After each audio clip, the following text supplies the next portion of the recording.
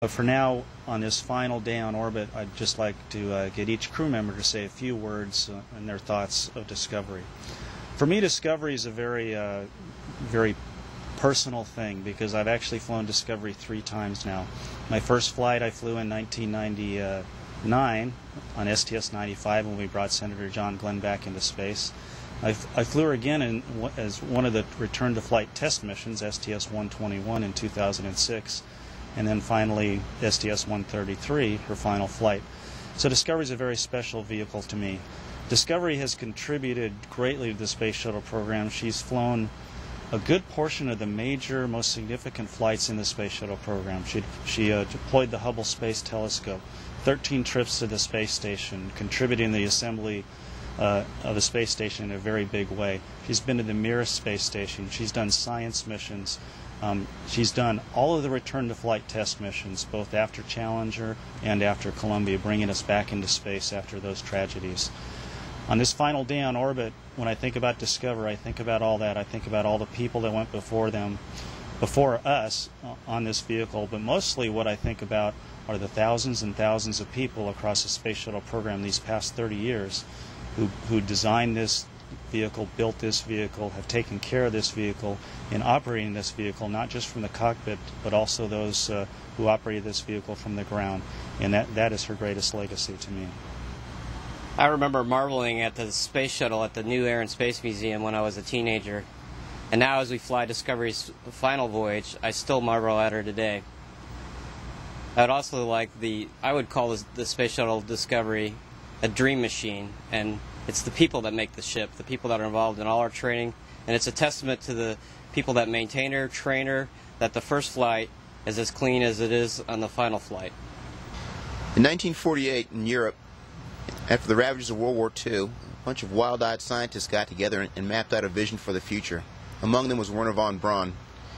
He saw a vision where we'd have mankind pushing out into the solar system on a pyramid of space stations being serviced by a fleet of shuttles that went to and from the Earth.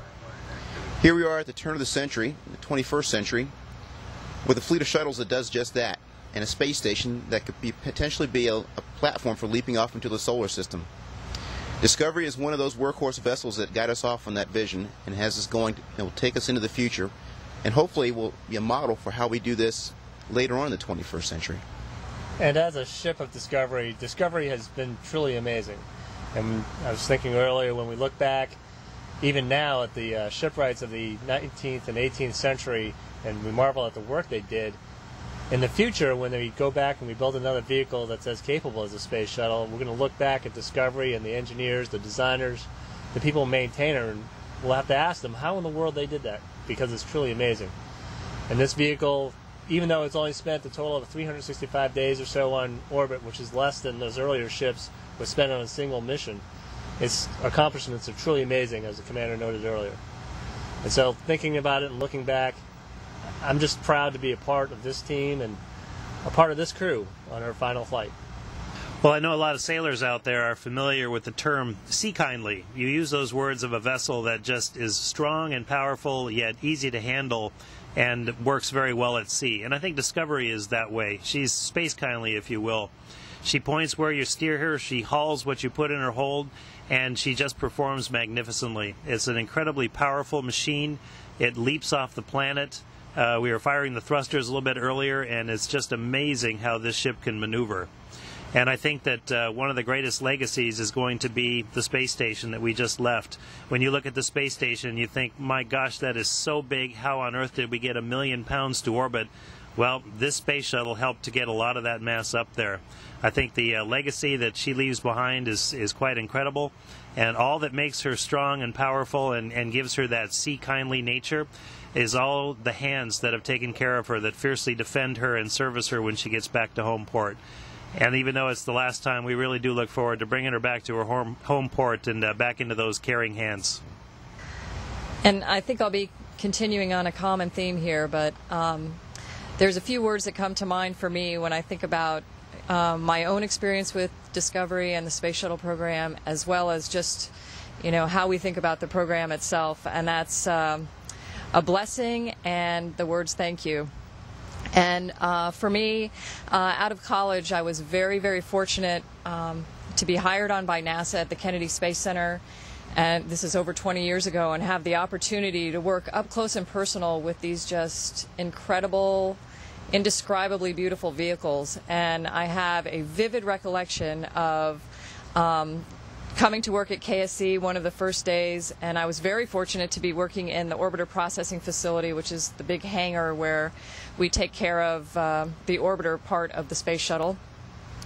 And having somebody walk me into the facility, out into the middle of the floor, and asking me if I knew where the space shuttle was, and I looked around and couldn't see anything. The gear wasn't deployed, and I remember looking up and seeing this just wall of black tiles, and from that very second being just so overwhelmed and impressed by the orbiter.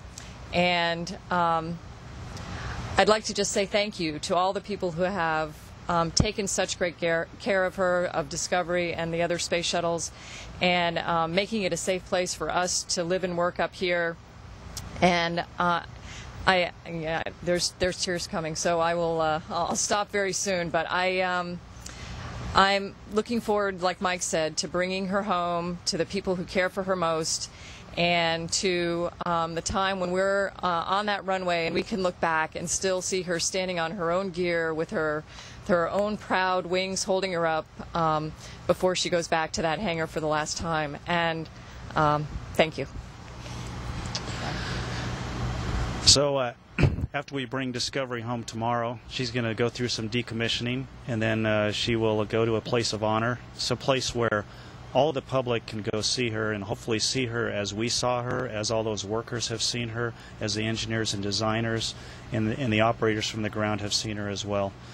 Discovery is a great ship of exploration, one that our nation should be very proud of, and I'm hopeful that Discovery and the other orbiters in this Space Shuttle program will continue to inspire the entire nation for many, many years to come.